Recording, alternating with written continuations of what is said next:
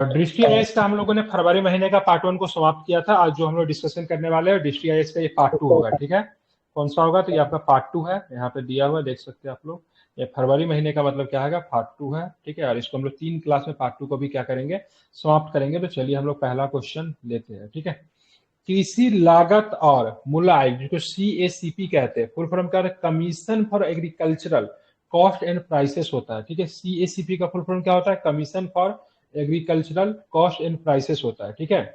न्यूनतम समर्थन मूल्य MSP CACP की अनुशंसाओं पर आधारित है, ठीक है। तो क्या पहला स्टेटमेंट सही है क्या? बिल्कुल ठीक है, ध्यान रखिएगा। एमएसपी की बात करें, एमएसपी की अनुशंसा कौन करता है? तो कृषि, ठीक है, लागत और मूल्य आयोग, ठीक है, वही करता है, ठीक है। मिनिमम सपोर्ट प्राइस एमएसपी की अनुशंसा की बात करेंगे तो CACP करता है, ध्यान में इसको रखेंगे, बिल्कुल सही, इसमें किसी भी प्रकार की कोई दौरा नहीं है, ठीक है। दूसरा स्टेटमेंट की बात करेंगे, यह कृषि एवं किसान कल्याण मंत्रालय का संकलन कार्यालय है, बिल्कुल ठीक है। तो ये कृषि एवं किसान कल्याण मंत्रालय के अधीन आता है, वो भी ध्यान में रखना है। CACP भारत में उगाई जाने वाले सभी फसलों के लिए एमएसपी सिफारिश करता है। तो ध्यान रखें, तीसरा वाला स्टेटमेंट की बात करेंगे, बहुत ही ज्यादा गलत है, क्योंकि सभी फसलों के लिए एमएसपी नहीं दिया जाता है। बोलोगे सर कितने फसलों के लिए एमएसपी दिया जाता है? तो 22 फसल के लिए एमएसपी है, ठीक है। क्या है? 22 फसल के लिए, ठीक है, 22, ठीक है, 22 अधिदिष्ट फसल, मतलब 22 मैंडेट क्रॉप्स के लिए आपको, ठीक है, क्या मिलता है? एमएसपी मिलता है। बोलोगे सर गन्ना को एमएसपी मिलता है क्या? तो गन्ना को एमएसपी नहीं मिलता, गन्ना को मिलता है FRP। क्या मिलता है? गन्ना को क्या मिलता है? कई बार प्रश्न पूछा हुआ है, FRP। गन्ना को क्या मिलता है? तो गन्ना को मिलता है FRP। बोलोगे सर FRP का फुल फॉर्म क्या होता है? क्या होता है बताइए, FRP का full form? Fair remunerative price.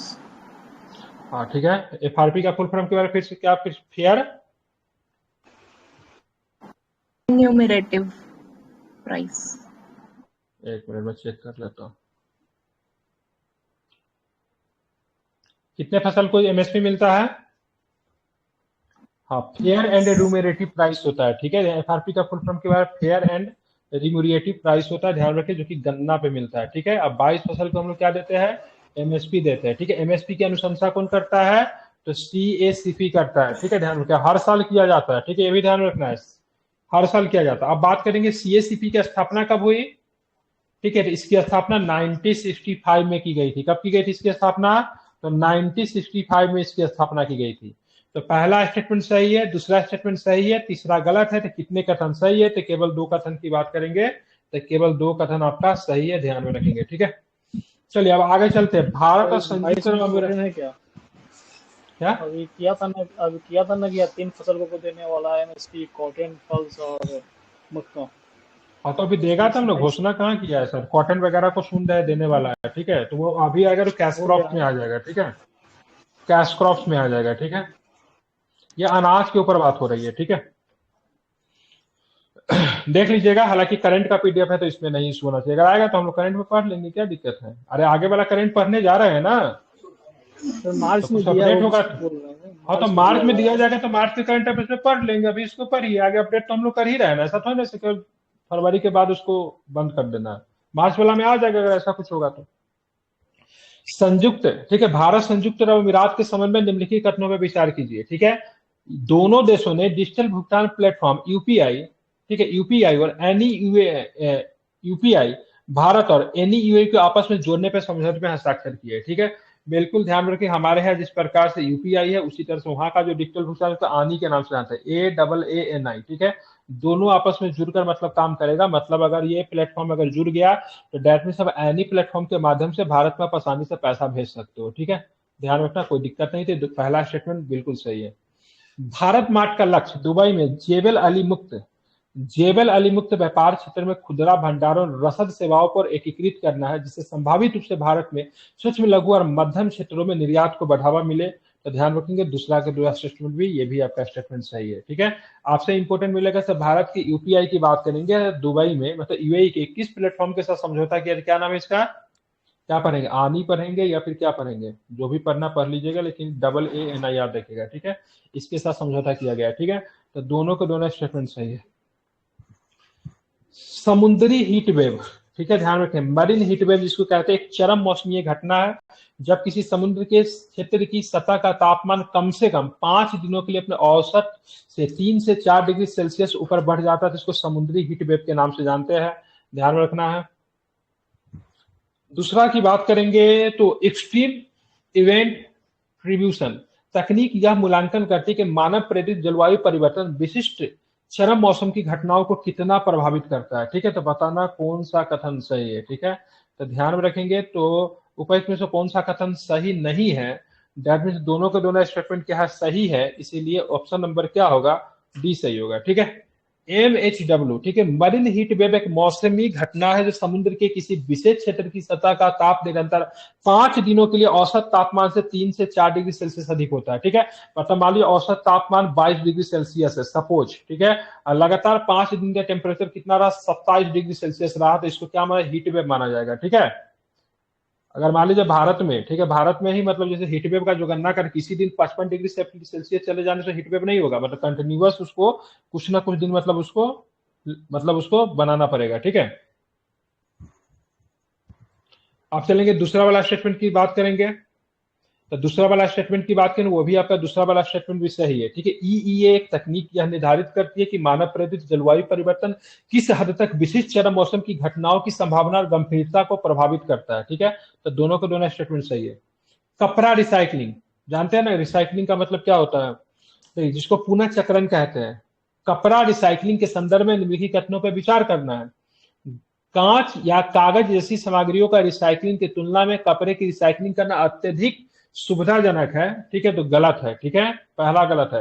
कांच या कागज जैसी सामग्रियों के रिसाइकलिंग की तुलना में कपड़े की रिसाइकलिंग करना अधिक सुविधाजनक नहीं है, जटिल प्रक्रिया है। ठीक है, ध्यान में रखेंगे। ठीक है, अधिकांश रिसाइकल्ड वस्त्र प्लास्टिक की बोतलों से बनते हैं। ठीक है, तो बिल्कुल दूसरा सही है। अधिकांश रिसाइकल वस्त्र की बात करेंगे तो प्लास्टिक के बोतलों से बनते हैं, तो कथन 2 की बात करेंगे सही है। ठीक है, जो कि मतलब पीईटी बोतल, पीईटी बोतल जानते हैं ना आप लोग, जैसे पानी वगैरह पीते हैं, इसको बोले पॉलीइथाइल ट्रेफ्लेट। ठीक है, ध्यान में रखना है। तीसरा स्टेटमेंट की बात करेंगे, रिसाइकल पॉलिस्टर से बनी टी शर्ट को दोबारा रिसाइकल नहीं किया जा सकता है, तो बिल्कुल जो रिसाइकल पॉलिस्टर से बनी जो टी शर्ट जो होता है उसको दोबारा रिसाइकल नहीं किया जाता है। ठीक है, तो पॉलिस्टर वाला जो कपड़ा जो देखते हैं जो कि सस्ता मिल जाता है, ठीक है, लेकिन मतलब क्या होता है काफी अधिक इसमें गर्म रखता है, तो क्या किसी से बनता है, तो बोतल से बनता है ना, पीईटी बोतल से। पीईटी का फुल फॉर्म क्या होता है, पॉलीइथाइल ट्रेफ्लेट, क्या होता है, इसको बोलते हैं पीईटी। ठीक है, इसका ध्यान रखेंगे। 2 और 3 स्टेटमेंट की बात करेंगे, सही है। निम्नलिखित कथनों पर विचार कीजिए। मंदी के कारण जीडीपी में लगातार 2 तिमाही में गिरावट आती, कितना बार प्रश्न ये पूछा जाएगा। ठीक है, बताना है। 2 तिमाही सही है, 3 तिमाही होता है। ठीक है, गलत है। ठीक है, ध्यान रखेंगे, तो ये 2 तिमाही नहीं होता, कितने तिमाही होता है,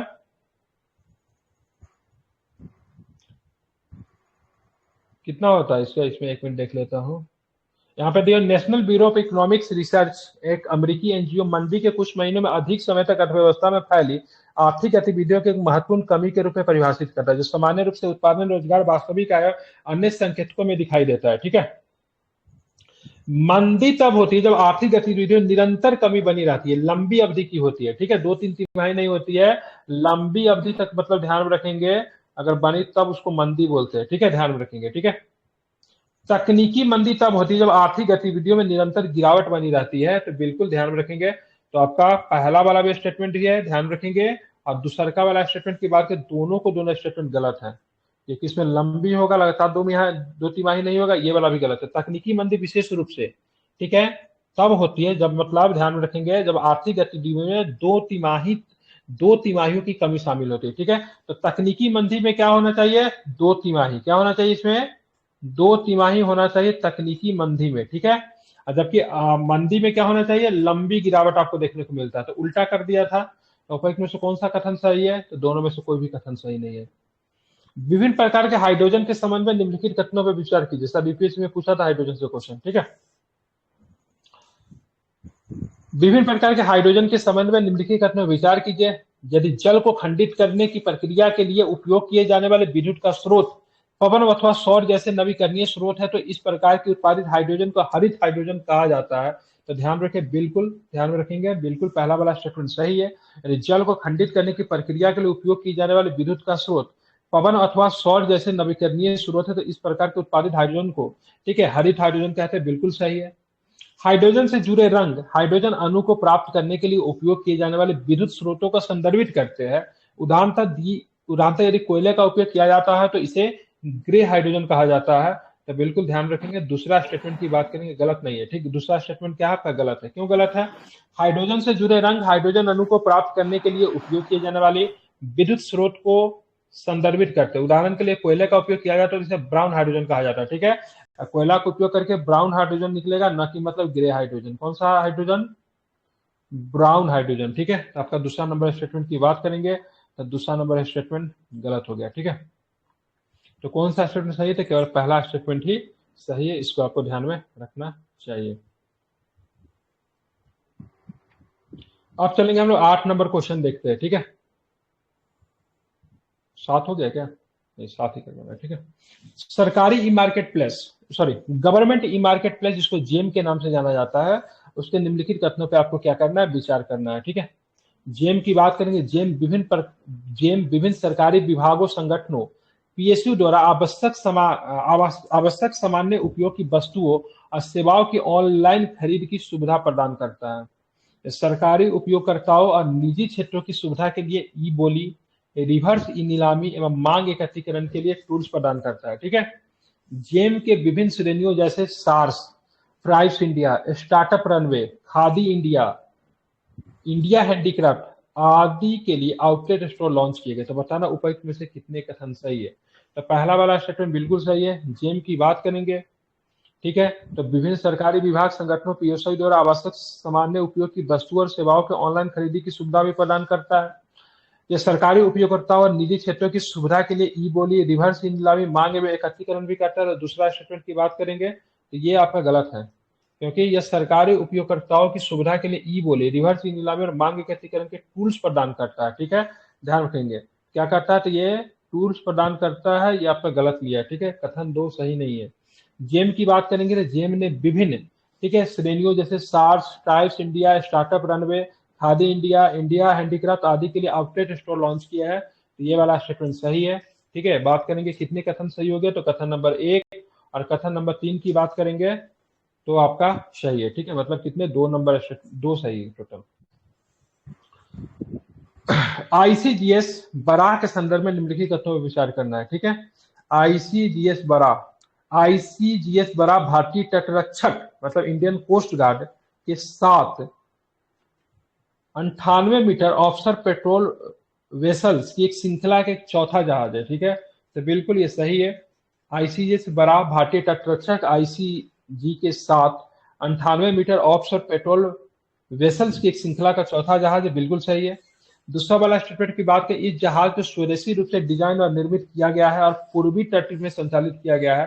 तो ध्यान में रखेंगे, तो इसको पहला तो सही, स्वदेशी और डिजाइन से निर्मित तो किया, लेकिन इसको पूर्वी तट पे नहीं, ठीक है। इसको कौन से तट पे, इसको पश्चिमी तट पे, ठीक है। कौन से तट पे, तो पश्चिमी तट पे मतलब क्या किया गया, तो ध्यान रखेंगे इसको पश्चिमी तट पे न्यू मंगलोर के पतन से संचालित किया जा रहा है, ठीक है। तो पूर्वी गलत दे दिया। आप देखेंगे आईसीजीएस बराह स्वदेशी रूप से विकसित उन्नत हल्के हेलीकॉप्टर को संचालित करने में सक्षम है, ठीक है। तो ये भी आपको गलत है, ठीक है, सॉरी ये आपका सही है, ठीक है। और आईसीजीएस बराह की बात करें, स्वदेशी रूप से विकसित उन्नत हल्के हेलीकॉप्टर को संचालित करने में सक्षम भी, बिल्कुल सही है। तो कितने कथन सही हो गए, तो पहला तो पूर्वी तट की जगह पे पश्चिमी होगा, ठीक है, ध्यान रखिए, इसलिए गलत है। अब बाकी पहला और दूसरा तो गलत है, पहला और तीसरा क्या सही है, तो 2 स्टेटमेंट आपका सही हो गया, ठीक है। नहीं पूछ रहे हाँ पूछ रहे कितने सही नहीं है। हाँ, तो कितने सही नहीं, तो एक स्टेटमेंट इसमें सही नहीं, मतलब ऑप्शन नंबर ए हो जाएगा फिर, ठीक है। पेमेंट बैंकों के संदर्भ में निम्नलिखित कथनों पे आपको विचार करना है, ठीक है। पेमेंट बैंक जानते हैं आप, देखेंगे पेमेंट बैंक वर्ष 2014 में भारतीय रिजर्व बैंक द्वारा शुरू किए गए विशेष प्रकार के बैंक है, ठीक है। बिल्कुल, पेमेंट बैंक की शुरुआत 2014 में हुई थी। जैसे आप लोग पेटीएम वगैरह यूज करते हैं, पेटीएम क्या है, ये पेटीएम क्या था, पेमेंट बैंक ही था ना। एयरटेल भी क्या था, पेमेंट बैंक ही तो था, ठीक है। ये लोग क्या है, पेमेंट बैंक ही है, ठीक है। इस सबका कोई शाखा वगैरह नहीं होता है जहाँ पे पैसा खरीद बिक्री कर सकते, जमा कर सकते, सब कुछ मतलब क्या होगा, ऑनलाइन ही होता है, ठीक है। अब पेटीएम पेमेंट बैंक का लाइसेंस भी चला गया है। इन्हें बैंकिंग सुविधाओं से वंचित और कम बैंकिंग सेवाओं वाली आबादी को बुनियादी बैंकिंग सेवाएं प्रदान करने, वित्तीय समावेशन को बढ़ावा देने के लिए अभिकल्पित किया गया। तो ध्यान रखेंगे, दूसरा स्टेटमेंट की बात करेंगे, सही है। अब पेमेंट बैंक का उदाहरण Airtel payment bank, India post payment bank, Paytm payment bank, ये सब क्या है, पेमेंट बैंक का उदाहरण है, ठीक है। मतलब वो ऐसे जगह पे भी चल सकता है जहां पे शाखा वगैरह स्थापित ना हो। कॉप के बारे में जानते हैं। सबसे पहले बताइए कॉप 28 हुआ कहाँ था? दुबई। 27 शर्मल शेख शर्मल मिस्र। शेख 26 26 ग्लासगो। ग्लासगो में हुआ था, जहां पे कौन यूके। चीज का मोदी जी ने नींव रखा था? पंचामृत का। पंचामृत, हाँ। हाँ, ग्लासगो में ही रखे थे, ठीक है, 26 वाला में, ठीक है। 29 वाला कहाँ पे होगा? अजरबैजान बाकू में। अजरबैजान के बाकू में होगा, ठीक है। अब आते हैं कॉप। कॉप का होता है कॉन्फ्रेंस ऑफ पार्टीज होता है, ठीक है। सबसे पहले कॉप कहाँ पे हुआ था? कॉप 1 हाँ, ब्राजील में हुआ था। 1995 में हुआ था, बर्लिन में हुआ था, ठीक है। चलिए, बर्लिन मतलब जर्मनी। हाँ, जर्मनी में 1995 वाला में कॉप शुरू हुआ, तो बर्लिन ही होना चाहिए, वो देख लीजिए, ठीक है। अब देख कॉन्फ्रेंस ऑफ पार्टीज की बात। पक्षकारों का 28वां सम्मेलन कॉप 28 दुबई संयुक्त अरब अमीरात में हुआ, जिसमें से 197 देशों ने पार्टिसिपेट किया। बिल्कुल ठीक है, दुबई में हुआ कॉप 28। कितने देशों ने पार्टिसिपेट किया? 197 देशों ने पार्टिसिपेट किया, ठीक है, ध्यान में रखना। दूसरा स्टेटमेंट, कॉप 28 में लॉन्च की गई ट्रिपल न्यूक्लियर एनर्जी की घोषणा का लक्ष्य 2050 तक वैश्विक परमाणु ऊर्जा को क्षमता को 3 गुना करना है, ठीक है। ये भी स्टेटमेंट आपका बिल्कुल भी सही है, ठीक है। तो दोनों के दोनों स्टेटमेंट की बात करेंगे, सही है, किसी भी प्रकार का कोई दिक्कत नहीं है। अब देखें द्विपक्षीय निवेश संधियां जिसको बोलते हैं, एक मिनट, द्विपक्षीय निवेश संधियां एक दूसरे क्षेत्र में विदेशी निजी निवेश को बढ़ावा देने और सुरक्षा के लिए दोनों देशों के बीच पारस्परिक समझौता है। तो बिल्कुल पहला स्टेटमेंट की बात करेंगे, सही है। वर्ष 2016 में मॉडल द्विपक्षीय निवेश संधियों को अपनाने का भारत की द्विपक्षीय संधियां समाप्त हो गई, ठीक है। तो बताना है ये स्टेटमेंट सही है कि नहीं। तो दूसरा वाला स्टेटमेंट की बात करेंगे, तो दूसरा वाला स्टेटमेंट की बात करेंगे, सही है। दूसरा वाला स्टेटमेंट भी सही है, ठीक है। पहला वाला स्टेटमेंट, दोनों के दोनों स्टेटमेंट सही है, इसलिए इसका ऑप्शन नंबर क्या लिया है? तो इसका ऑप्शन नंबर लिया बी। कथन 1 कथन 2 दोनों सही है, कथन 2 कथन 1 की सही व्याख्या नहीं है, ठीक है। इसको बोलते हैं बीआईटी केवल बाइलेटरल इन्वेस्टमेंट ट्रीटी, ठीक है। अंतरिम बजट 2024-25 प्रस्तुत करते हुए भारतीय वित्त मंत्री ने कहा कि भारत प्रत्यक्ष विदेशी निवेश फॉरेन डायरेक्ट इन्वेस्टमेंट एफडीआई के प्रभाव को बढ़ावा देने के लिए अपने व्यापारिक भागीदारों के साथ द्विपक्षीय संधियों, ठीक है, मतलब बीआईटीएस पर बातचीत करेगा। विशेष रूप से 2016 में बीआईटी मॉडल को अपनाने के बाद भारत द्विपक्षीय संधियां समाप्त होगी। अतः कथन 2 की बात करेंगे, वो भी आपका सही है, ठीक है। चलिए हम लोग चलेंगे, पढ़ेंगे इसमें से कितने नंबर, 12 नंबर स्टेटमेंट, ठीक है। भारत के राष्ट्रीय स्तर पर निर्धारित योगदान लक्ष्यों के अनुसार भारत 2005 के स्तर से 2030 तक अपने सकल घरेलू उत्पाद की उत्सर्जन तीव्रता को 45% तक कम करने को मतलब क्या किया, प्रॉमिस किया है, ठीक है। तो बिल्कुल कथन 1 की बात करेंगे, सही है, ठीक है। पीएम सूर्य, ठीक है, पीएम सूर्य घर मुफ्त बिजली योजना के तहत एक छत पर सौर ऊर्जा का लक्ष्य हर महीने 300 यूनिट तक मुफ्त बिजली प्रदान करके 1 करोड़ घरों को सौर ऊर्जा से संपन्न करना है। गलत है कि सही है, बताइए। सही है। बिल्कुल ठीक है, ध्यान रखिएगा। 300 यूनिट बिजली जो है आपको मुफ्त मिलेगी। इसके लिए कितने घर को टारगेट किया गया है? तो 1 करोड़ घर को टारगेट किया गया है, ठीक है। इसको क्या बोलते हैं? इसको रूफ टॉप सोलर योजना, ठीक है। क्या बोला जाता है? रूफ टॉप सोलर योजना बोला जाता है। देखिए ध्यान में 75,000 से अधिक का इसमें निवेश किया जाएगा। 300 यूनिट मतलब मुफ्त बिजली मिलेगी, ठीक है।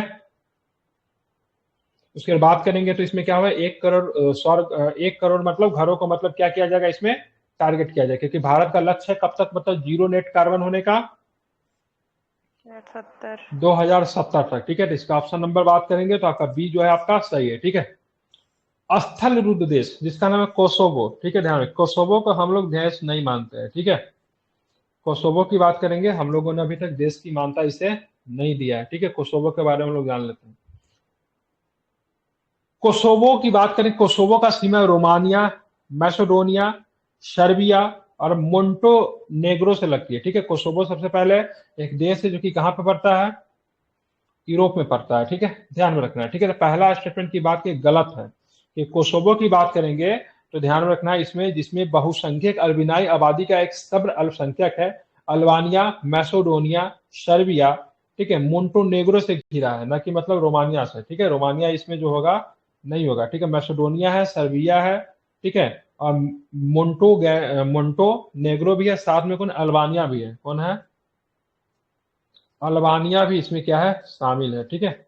इसकी राजधानी और सबसे बड़ा शहर की बात करें प्रिस्टिना है, तो कोसोवो की राजधानी प्रिस्टिना है और सबसे बड़ा शहर की बात करें वही है। भारत कोसोवो को एक स्वतंत्र देश के रूप में मानता नहीं दी है, तो मैंने तो पहले इसका बता दिया था, ध्यान रखें, भारत कोसोवो को एक स्वतंत्र देश के रूप में मानता नहीं देता। अगर भारत कोसोवो के संयुक्त मतलब एक स्वतंत्र देश के रूप में मानता क्यों नहीं देता, पता है ना? नहीं। इसलिए नहीं देता कि अगर हम कोसोवो को अगर एक स्वतंत्र देश के रूप में मानता कर देंगे तो हमारे कश्मीर के ऊपर जो हमारा जो अपना जो है कश्मीर को लेकर जो हमारा पॉलिसी वो कमजोर पड़ेगा, ठीक है। इसलिए कोसोवो को हम लोग स्वतंत्र देश के रूप में मानता नहीं देते। हाल फिलहाल में कुछ दिन पहले कोसोवो इसलिए चर्चा में आ गया था, तो मतलब उसमें कोसोवो का जो मतलब जो प्रेसिडेंट वगैरह था जो भी हो, उसने कहा था कि भारत को हम लोग को मान्यता देना चाहिए, कश्मीर की तरह हम लोग नहीं है, हम थोड़ा डिफरेंट है। लेकिन भारत अभी तक कोसोवो को एक स्वतंत्र देश के रूप में मान्यता नहीं देती है। यूरोप का देश है जिसकी सीमा किसके साथ, अल्बानिया से लगती है, ठीक है, मैसेडोनिया से लगती है जहां से आते थे हमारे सिकंदर, सर्बिया से लगती है, अब मोंटेनेग्रो से लगती है, ठीक है। अल्बानिया मूल के ही ज्यादातर लोग आपको यहाँ पे देखने को मिलेंगे, ठीक है, इंपॉर्टेंट है, याद रखिएगा, ठीक है। भारत, ब्राजील, चीन, रूस और मैक्सिको ने कोसोवो के स्वतंत्र देश के रूप में मान्यता नहीं दिया, मतलब भारत ने भी नहीं दिया है, चीन ने भी नहीं दिया है, रूस ने भी नहीं दिया है, मैक्सिको ने भी नहीं दिया है, ब्राजील ने भी नहीं दिया है। ये बड़े देश है जो कि कोसोवो को एक देश के रूप में मान्यता नहीं देते, ठीक है। हालांकि सर्बिया कोसोवो का स्वतंत्र राज्य के रूप में मान्यता नहीं देता तथा कोसोवो एवं मोटोजिया के स्वायत्त प्रांत के रूप में दावा करता है, ठीक है। तो इसका विवाद किसके साथ है, सर्बिया के साथ, ठीक है, ध्यान रखेंगे। मतलब ये सर्बिया का कश्मीर है कोसोवो, एक तरह से मतलब उसी तरह का कुछ विवाद है, ठीक है, ध्यान में रखना है, ठीक है। तो 2-3 आपका सही है, पहला वाला स्टेटमेंट गलत है क्योंकि अल्बानिया होना चाहिए।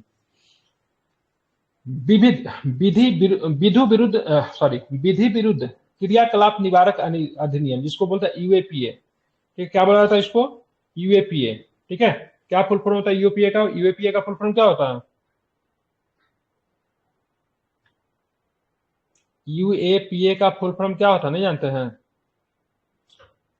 अनलॉफुल एक्टिविटीज प्रिवेंशन एक्ट होता है, ठीक है। क्या होता है, अनलॉफुल एक्टिविटीज प्रिवेंशन एक्ट कब पास किया गया था, तो 1967 में पास किया गया था, ठीक है, ध्यान में रखेंगे। तो यूएपीए के तहत किसी भी व्यक्ति को गिरफ्तार भी किया जा सकता है शक के आधार पर भी, ठीक है। देखेंगे तो यूएपीए द्वारा केंद्रीय अन्वेषण ब्यूरो सीबीआई को देश भर के मामलों की जांच करने और मुकदमा चलाने का अधिकार दिया गया है। तो पहला स्टेटमेंट भाई साहब गलत है क्योंकि देश भर में सीबीआई नहीं जाएगी, कौन जाएगी, एनआईए जाएगी, ठीक है। तो किसको दिया गया है, इसको देश भर के किसी भी हिस्सा में जांच कर सकती है, मुकदमा चला सकती है, कौन कर सकती है, एनआईए कर सकती है, ठीक है, ना कि सीबीआई करेगी, ठीक है, ध्यान रखेंगे। तो पहला वाला स्टेटमेंट गलत है, ठीक है। अब देखेंगे यूएपीए के तहत गिरफ्तार व्यक्तियों की सजा दर 20% से अधिक है, तो ध्यान रखिएगा यूएपीए के तहत जो गिरफ्तार जो व्यक्ति होते हैं 2008 से 2020 के बीच में, ठीक है, 2018 से 2020 के बीच में 4690 लोगों की गिरफ्तार किया गया, लेकिन केवल 3% को ही दोषी ठहराया गया, ठीक है। मतलब मात्र 3% लोग ही मतलब दोषी पाए गए 2 वर्षों में, ठीक है। कितने लोग गिरफ्तार, 4690 लोगों को गिरफ्तार किया गया। तो यूएपीए के मतलब जिसमें किस प्रकार का मतलब आतंकवादी गतिविधि में शामिल हो सकता है कोई आदमी, ठीक है, साइबर क्राइम में शामिल हो सकता है, तो वैसे लोगों पे भी इसको लागू होता है। यह अधिनियम सरकार को बिना किसी न्यायिक समीक्षा के व्यक्तियों को आतंकवादी घोषित करने का अधिकार देता है, ठीक है। तो ध्यान रखें, तीसरा स्टेटमेंट की बात करेंगे और भी कुछ होगा।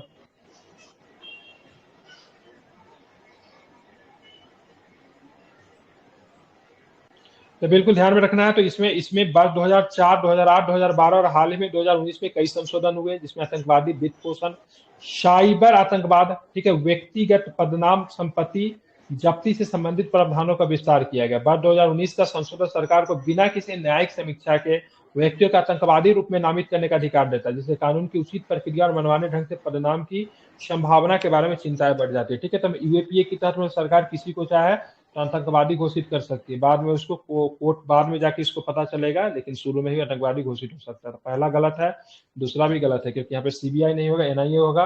और ठीक है, बात सजा देने की जज की बात करेंगे, 20% नहीं मतलब 3% लोगों को ही मतलब क्या होता है, सजा होता है। अभी हाल फिलहाल में यूएपीएससी को एक पच्चीस देखा है, अरुंधति राय पे भी सुनने से यूपीए का कुछ मामला मतलब चल रहा है।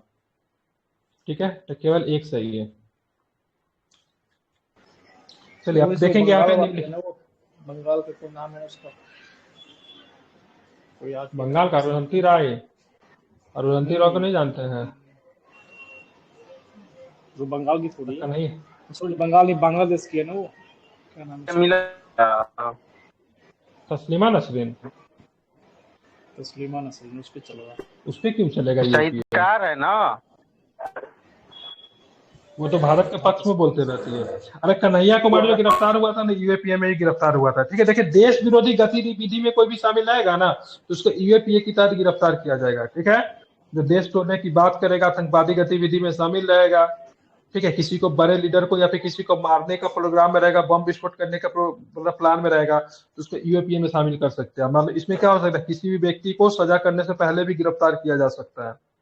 ठीक है, मतलब प्रिवेंशन एक्ट है, मतलब आपको ना मतलब गैर कानूनी काम को करने से मतलब रोकने के लिए भी आपको गिरफ्तार किया जा सकता है। जब क्राइम कर ही देंगे तो कौन सी गिरफ्तारी, तो पहले भी गिरफ्तार किया जा सकता है। इस आधार पर भी आपको सरकार कह सकती है कि आप आतंकवादी हो।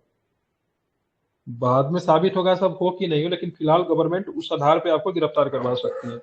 चलिए, निम्नलिखित कथनों पर फिर से विचार करना है। ठीक है, वर्ष 2004 में अपनी स्थापना के बाद से भारतीय राष्ट्रीय युवा विज्ञान अकादमी भारत में युवा वैज्ञानिकों की एकमात्र मान्यता प्राप्त अकादमी रही है। ठीक है, तो ध्यान में रखेंगे, तो ये गलत है। पहला स्टेटमेंट की बात एकमात्र नहीं है, वर्ष 2014 से स्थापित, ठीक है, INYS भारत में युवा वैज्ञानिकों की एकमात्र मान्यता प्राप्त अकादमी रही है, जो युवा वैज्ञानिकों के बीच विज्ञान शिक्षा में नेटवर्किंग को बढ़ावा देने के लिए समर्पित है। तो पहला स्टेटमेंट गलत है।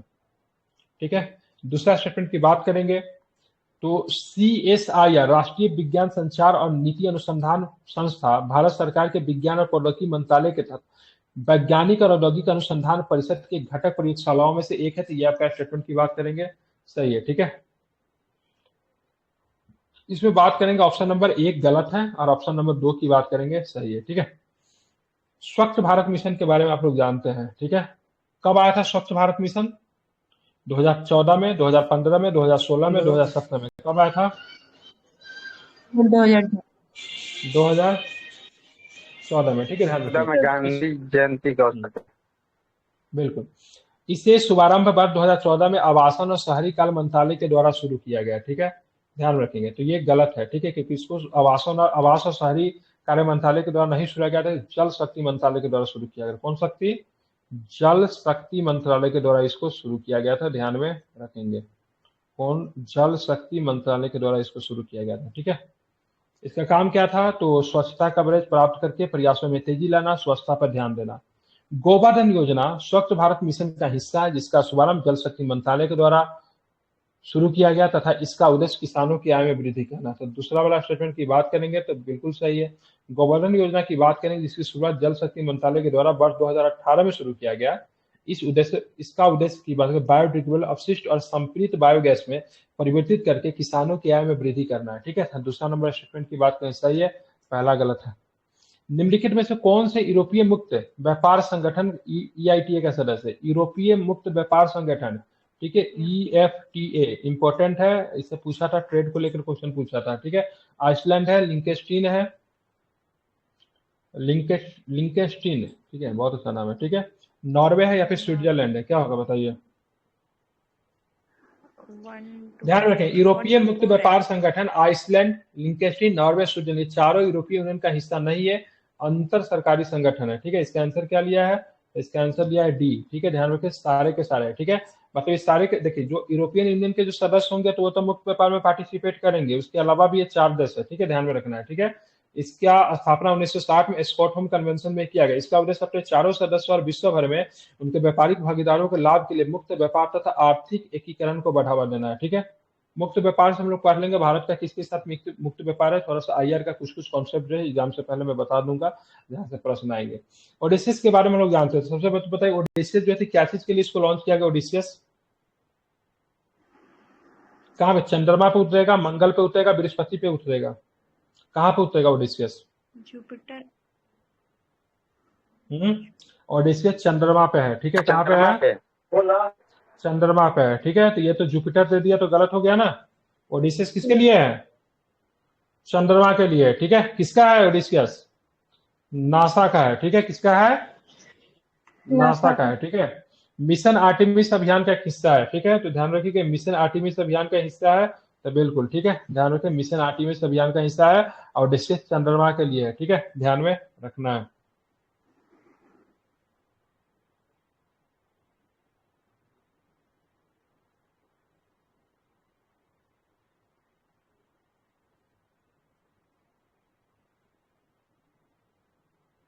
इंट्यूटिव मशीन्स मिशन का ओडिसियस अंतरिक्ष यान एक निजी नोवा सी लैंड चंद्र लैंडर फ्लोरिडा के national aeronautics and space administration NASA Kennedy space centre से स्पेस के फाल्कन 9 रॉकेट से लॉन्च किया गया है, ठीक है। तो ओडिसियस को फाल्कन 9 के रॉकेट से लॉन्च किया गया नासा के द्वारा। नासा का फुल फॉर्म क्या होता है? National aeronautics and space administration के द्वारा लॉन्च किया गया है। फाल्कन 9 रॉकेट से लॉन्च किया गया कैनेडी स्पेस सेंटर से स्पेस एक्स के फाल्कन 9 से किसके लिए है? तो ये चंद्रमा के लिए है, ये आर्टेमिस मिशन का भी हिस्सा है, ठीक है। अब आते हैं तो कौन सा कथन हो सही होगा? तो केवल 2 कथन।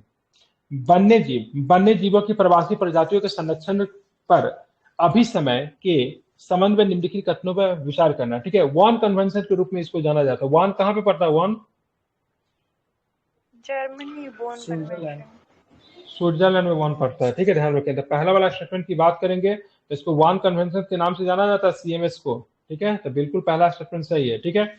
यह एक वैश्विक स्तर पर संरक्षण उपायों को संचालित करने के लिए कानूनी आधार तैयार करता है, तो ध्यान रखेंगे। तो दूसरा वाला स्टेटमेंट की बात करेंगे तो दूसरा वाला स्टेटमेंट भी सही है, ठीक है। देखेंगे इस पर वर्ष 1979 में हस्ताक्षर किए गए थे। ये वर्ष सीएमसी की बात करेंगे तो 1979 में इस पे हस्ताक्षर किए गए, ठीक है। 1983 से ये लागू है, ठीक है। ध्यान रखना है, ठीक है। और इसमें लगभग 133 देश जो है इसकी चीजों को मानते हैं, इसके कन्वेंशन को 133 देश जो होता है मानता है, ठीक है। इसमें आप सीएमसी में देखोगे तो 2 तरह का परिशिष्ट दिया जाता है। परिशिष्ट 1 होता है, परिशिष्ट 2 होता है। परिशिष्ट 1 में जो होता है संकटापन्न प्रजातियां जो होती है, जो संकट उत्पन्न जो प्रजाति जो उसको परिशिष्ट 1 में रखा जाता है। परिशिष्ट 2 में कौन होता है? अंतर्राष्ट्रीय सहयोग की आवश्यकता वाली प्रवासी प्रजातियों को सूची दी गई। मतलब परिशिष्ट 1 में देश के अंदर ही वैसे प्रवासी को रखा जाता है जो कि संकट ग्रस्त है, और दूसरा जो होता है अंतर्राष्ट्रीय सहयोग की आवश्यकता वाली, ठीक है, प्रवासी प्रजातियों को इसमें सूचीबद्ध किया जाता है। तो दोनों को दोनों स्टेटमेंट की बात करेंगे सही है। और कहाँ के प्रजाति आएंगे तो इसमें स्थलीय हो सकते हैं, समुद्री हो सकते हैं, पंछी वाले भी प्रजाति शामिल हो सकते हैं, ठीक है। तो ध्यान रखना है। तो ये सबसे पहले बात आपको 1979 में मतलब इसको साइन किया गया, लेकिन 1983 में मतलब इसके लागू कर दिया। भारत में 1983 से मतलब क्या है? इसका सदस्य है। वर्तमान में इसमें देशों की संख्या 133 है। तो दोनों के दोनों स्टेटमेंट की बात करेंगे, आपका सही है, ठीक है। लक्षद्वीप द्वीप समूह के बारे में पढ़ लेते हैं और आज का लास्ट क्वेश्चन, ठीक है। लक्षद्वीप की बात की 36 द्वीपों वाला लक्षद्वीप भारत का सबसे बड़ा केंद्रशासित प्रदेश है। तो 36 द्वीप तो है लेकिन भारत का सबसे बड़ा केंद्रशासित प्रदेश नहीं है, ठीक है। क्योंकि भारत का सबसे बड़ा केंद्रशासित प्रदेश कौन हो जाएगा? भारत का सबसे बड़ा केंद्रशासित प्रदेश की बात करेंगे तो सबसे बड़ा केंद्रशासित प्रदेश के क्षेत्रफल के हिसाब से अगर बात करेंगे तो लद्दाख हो जाएगा, ठीक है। ध्यान रखेंगे, ठीक है। ये भारत का सबसे छोटा केंद्रशासित प्रदेश है, न कि सबसे बड़ा है लक्षद्वीप, ठीक है। 36 गो द्वीप है, ध्यान में रखेंगे। यह एक प्रशासक के माध्यम से सीधे केंद्र के द्वारा नियंत्रण में आता है। तो बिल्कुल ये प्रशासक होता है, डायरेक्ट केंद्र जो था इसको कंट्रोल करता है, ध्यान में रखेंगे, सही है। संपूर्ण लक्षद्वीप द्वीप समूह को जैविक कृषि क्षेत्र घोषित किया गया है, ठीक है। तो तीसरा नंबर स्टेटमेंट की बात करेंगे तो तीसरा नंबर स्टेटमेंट भी सही है। पूरा लक्षद्वीप द्वीप समूह की बात करेंगे तो क्या है? जैविक खेती के लिए, ठीक है। अब यहाँ पे देखिए 3 प्रकार का द्वीपों का समूह आपको देखने को मिलता है। सबसे पहले अमीनी द्वीपी, कौन सा है? कौन सा द्वीप समूह है? अमीन द्वीपी। उसके बाद लक्का द्वीप है, कौन सा द्वीप है? लक्का द्वीप। उसके बाद कौन सा? मिनी कॉय है, कौन सा है? मिनी कॉय है। अब इसका जगह कभी कभी पूछ देता है, ठीक है। तो लक्का द्वीप की बात करेंगे तो सबसे उत्तरी है लक्का द्वीप, सॉरी अमीनी द्वीप की बात करें सबसे उत्तरी है, ठीक है। और सबसे दक्षिण में कौन सा है? तो सबसे दक्षिण में बात करेंगे तो सबसे दक्षिणी की बात करेंगे तो कौन सा? तो मिनी कोय की बात, सॉरी मिनी कोय की बात करेंगे, सबसे दक्षिणी द्वीप है, ठीक है। और साथ में आपको क्या मिलेगा, तो यहाँ पे कोरल मूल की चट्टाने भी आपको देखने को आपको मिलेगी। राजधानी कहाँ है, तो कवारत इसकी राजधानी है, और केंद्र शासित प्रदेश का सबसे प्रमुख शहर भी है। ठीक है, ध्यान रखिएगा। संपूर्ण द्वीप को मतलब क्या किया गया है, तो जैविक कृषि क्षेत्र भी क्या किया गया, घोषित किया गया है। ठीक है, तो आपके दोनों के दोनों स्टेटमेंट की बात करेंगे तो पहला वाला तो गलत है ना, सबसे बड़ा दे दिया तो गलत है, तो दूसरा वाला स्टेटमेंट सही हो गया। ठीक है, कितने क्वेश्चन थे इसमें, हमको 3 दिन में समाप्त करना, उसी हिसाब से करेंगे। 60 है।